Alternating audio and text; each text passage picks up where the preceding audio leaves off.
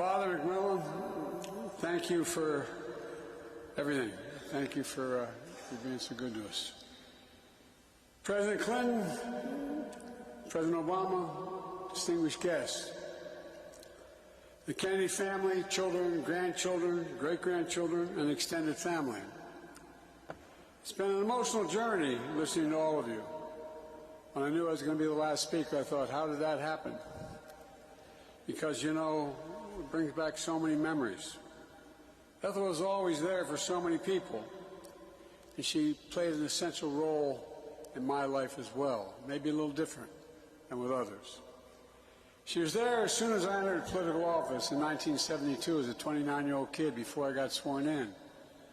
I was in her brother-in-law's office, Teddy's office, hiring staff. I was only 29. You have to be 30 years old to be sworn in, and I wasn't 30 yet. I got a phone call from the fire department by my house. So there had been an accident. A tractor trailer broadside at my wife's automobile, Christmas shopping, the Christmas tree on top, December 18th, and killed my wife and killed my daughter, and my boys weren't expected to live. When I lost my family, and she was there.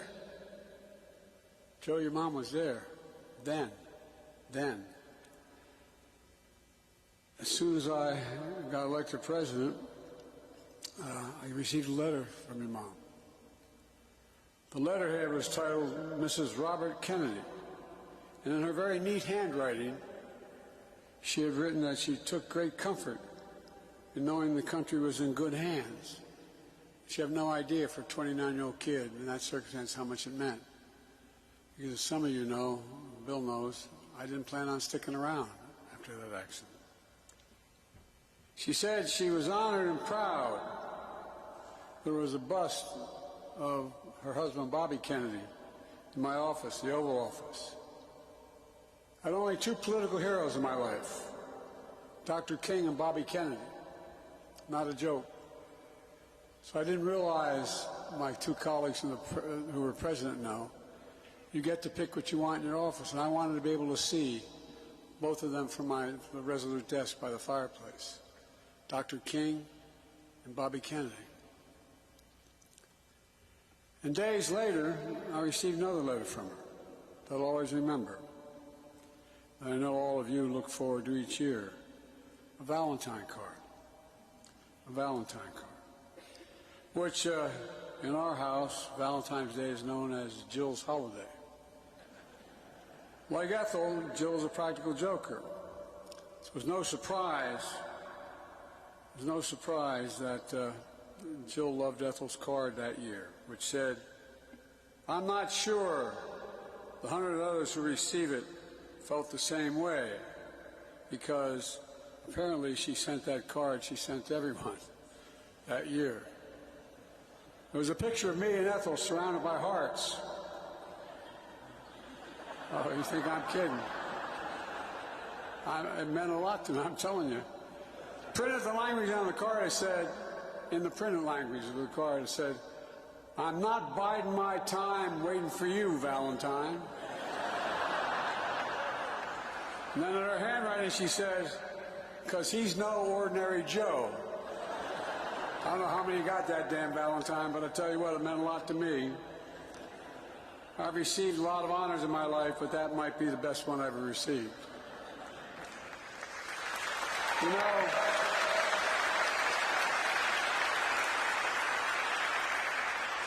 yes, Ethel was Mrs. Robert Kennedy. She was one of my he was one of my political heroes, but I always knew her as Ethel Kennedy. A hero in her own right. I love Bobby Kennedy. I've only met him once when I was in Syracuse Law School and he was campaigning.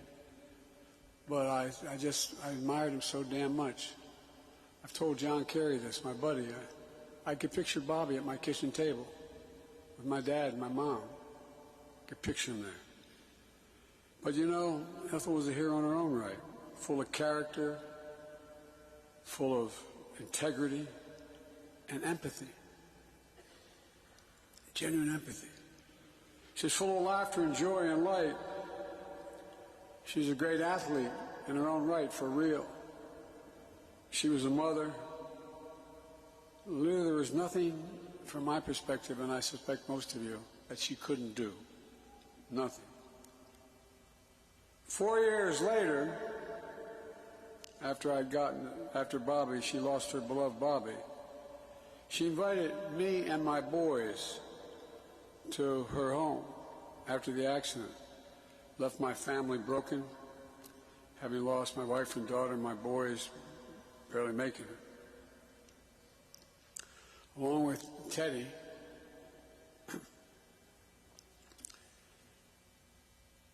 she got me through a time I didn't want to stick around.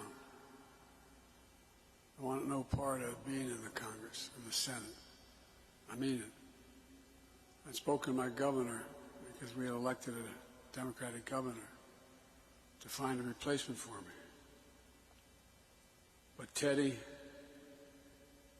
and Ethel Kennedy would hear none of it. You know, the fact is, like she did for the country, Ethel helped my family find a way forward with principle and purpose. We saw how she picked up Bobby's cause and stamped her own mark on the country.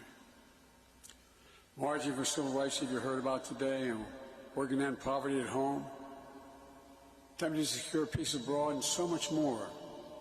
She once said, for anyone to achieve something, you have to show a little courage. You're only on this earth once. You must give it all you've got. Reminded me of my mom. My mom used to say, Joey, courage lives in every heart, and one day it will be called upon.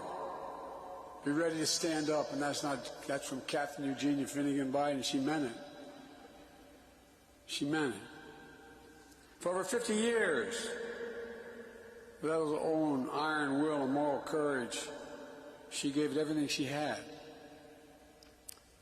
And we're a better nation and a better world because of Ethel Kennedy. Let me close with this. On a Sunday in May this year, I delivered a commencement speech at Morehouse College in Atlanta. I noted that had we been in church that day, there would be a reflection about the resurrection and redemption. We remember Jesus was buried on Friday, and on Sunday he rose again.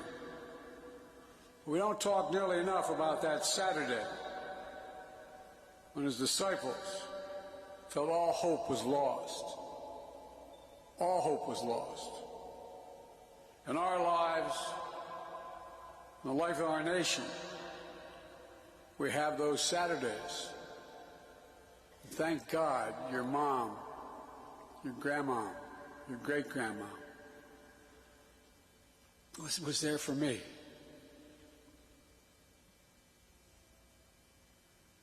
To bear witness to the day before glory.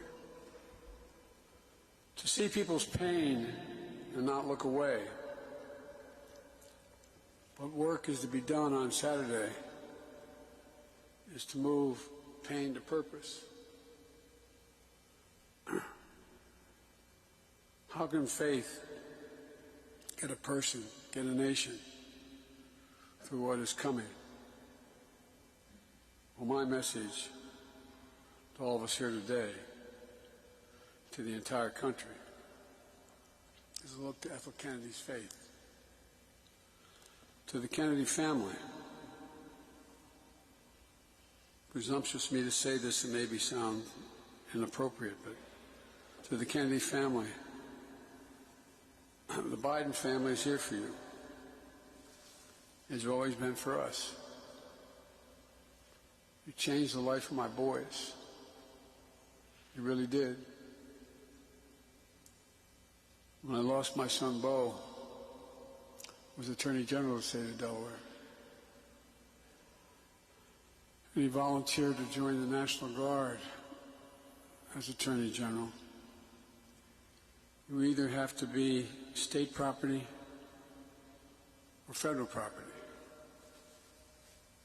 He temporarily gave up his office to go with his unit for a year in Iraq. And unfortunately, I was in and out of Iraq, as Barack knows, and Afghanistan 30-some times. I got to see him several times. But the bad news was he was about a quarter to a half mile away from a burn pit. 100 yards long, 10 feet deep, burning everything from waste to everything, poisoning the air. And he came home with stage 4 glioblastoma, and he died. Your mom was there then, too.